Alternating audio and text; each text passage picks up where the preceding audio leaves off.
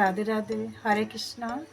নমস্কার প্রিয় বন্ধুরা, রাধারানীর সংসার থেকে স্বাগত জানাই। তবে আজকে আমি বানাবো ফুলকপি আলু সিঙ্গাড়া।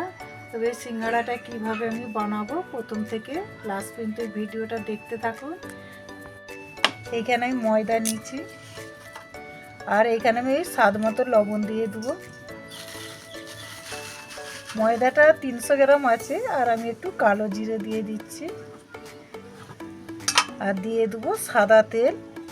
তো সাদা তেলটা পরিমাণ মতন একটু দিতে হবে, তবে খাসতে হবে। আমি এটা ভালো করে মাখিয়ে নিই আগে।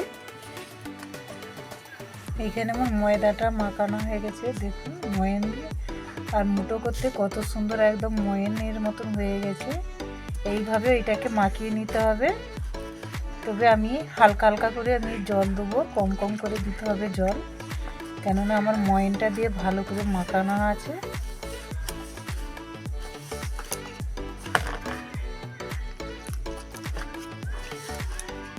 ডোটা বেশি নরম যেন না হয়, একটু শক্ত শক্ত হবে সিঙ্গাড়ার ডো।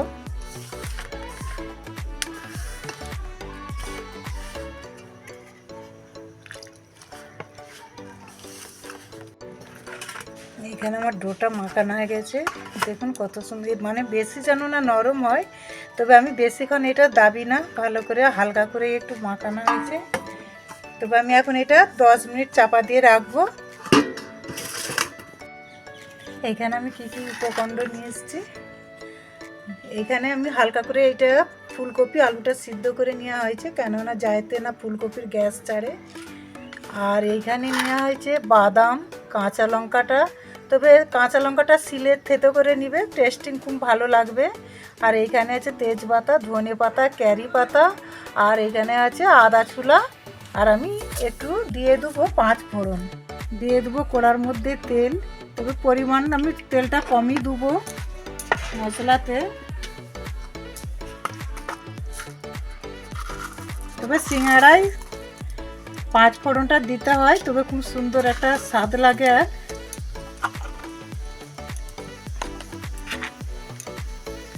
দিয়ে দিচ্ছি তেজপাতা, দিয়ে দিচ্ছি আদা কুচি।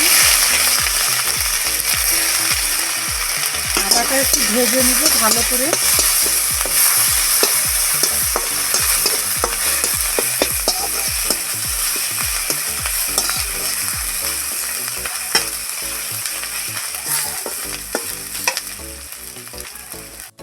দিয়ে দেবো ক্যারি পাতা, আর এখানে কাঁচা লঙ্কাটা থেতো করে রেখেছিলাম দিয়ে দিচ্ছি।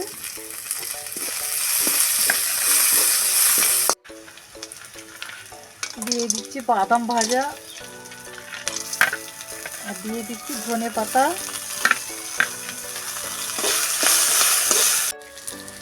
দিয়ে দিচ্ছি হলুদ গুঁড়ো, আর দিয়ে দিচ্ছি সবজিটা ঢেলে দেবো।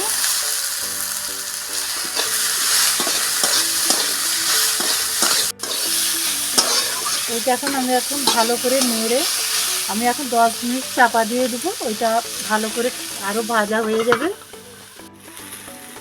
আমি এখানে স্বাদ মতো লবণ দিয়ে দিচ্ছি। তবে আমার মশলাটা হয়েই এসছে, আর খানিকটা পরে আমি নামিয়ে নেব। আমি এখানে 1 চামচ দিয়ে দিচ্ছি, সব রকম মশলাটা আমি ভেজে রেখেছিলাম দিয়ে দিচ্ছি এর মধ্যে।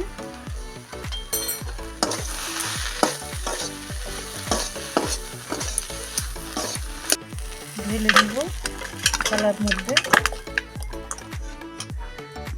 হরে কৃষ্ণ। দেখুন এইখানে ডোটা মাখিয়ে রেখেছিলাম, খুব সুন্দরভাবে নরম হয়ে গেছে। আমি এটাকে ছোট ছোট করে ডো করে নেব।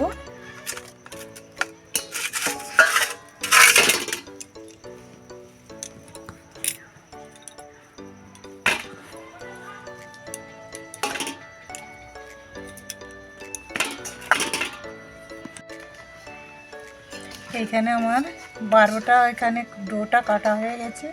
তবে 12 দুগুণে 24টা এখানে সিঙ্গাড়া হবে। তবে আমি এখন এইখানে করে নেব সিঙ্গাড়াটা।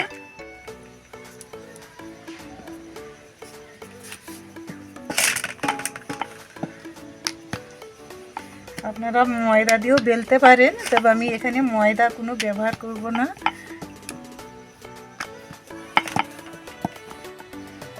এইভাবে বেলে নিতে হবে। তবে এইভাবে বেলে আমি এইভাবে ছুরি দিয়ে এটা কেটে নেব। দেখুন এখানে কত সুন্দর এটা বেলা হয়ে গেছে।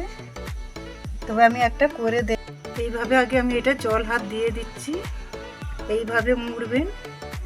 দেখছেন কত সুন্দর এটা খোলটা হয়ে গেছে। তবে খোলের ধার দিয়ে আবার আমি জল দিয়ে দেব, যাতে না ছেড়ে যায়। আর পুরটাকে ভালো করে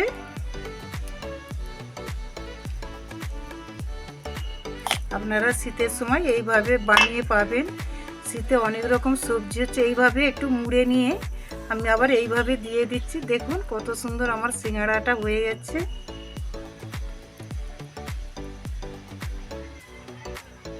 একবারে পুরো দোকানের সিঙ্গাড়া, দেখুন কত সুন্দর। দেখুন এইভাবে সিঙ্গাড়াটা করে নেব। তবে আমার একটা সিঙ্গাড়া আমি বানিয়ে নিচ্ছি, আবার আমি দেখিয়ে দেবো একটা। আবার আমি নিয়ে নেবো হাতে জল।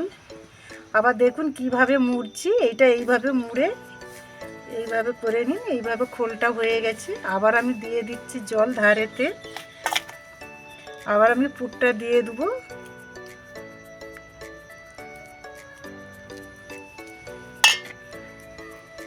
দেখুন এইভাবে আমি আগে মুড়ে নেবো, আগে এখানে দিয়ে আবার এই দেখুন কত সুন্দর হয়ে গেল।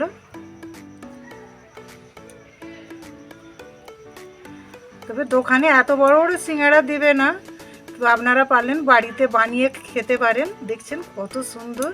এই সিঙ্গাড়াটা কিনতে গেলে কমসে 10 টাকা দাম। এখানে আমার দুটো সিঙ্গাড়া বানানো হয়ে গেছে। তবে আমি সবগুলো করে নিয়ে তারপর আমি দেখাবো। দেখুন এখানে আমার সিঙ্গাড়াগুলো হয়ে গেছে। তবে তেলটা একদম যাতে না খুব গরম হয়। আমি হাত দিয়ে দেখছি কতটা গরম, একদম কুসুম গরম যেন হয় সেইভাবে এটা দেবে সিঙ্গাড়াটা। আমি দিয়ে দেবো সিঙ্গাড়াটা তেলের মধ্যে। দেখুন এখানে কোনো বুজবুজও করছে না, বেশ আস্তে গরম তেলটা যেন হয়। এইভাবে আমি সবগুলো দিয়ে দেবো কড়ার মধ্যে। একদম জ্বালুন দিক দিক করে হবে, জ্বালুনেতে দেওয়া হবে এটা। এইভাবে আস্তে আস্তে করে ফুটছে তেলটা। তবে আমি এখন আস্তে করে নেড়ে দেবো এই সিঙ্গাড়াটা।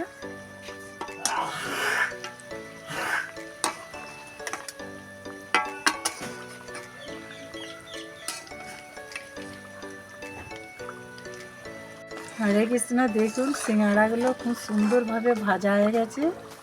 আমি তুলে নেব। এইভাবে লাল করে ভেজে নিতে হবে, একদম মচমচ করছে সিঙ্গাড়াগুলো।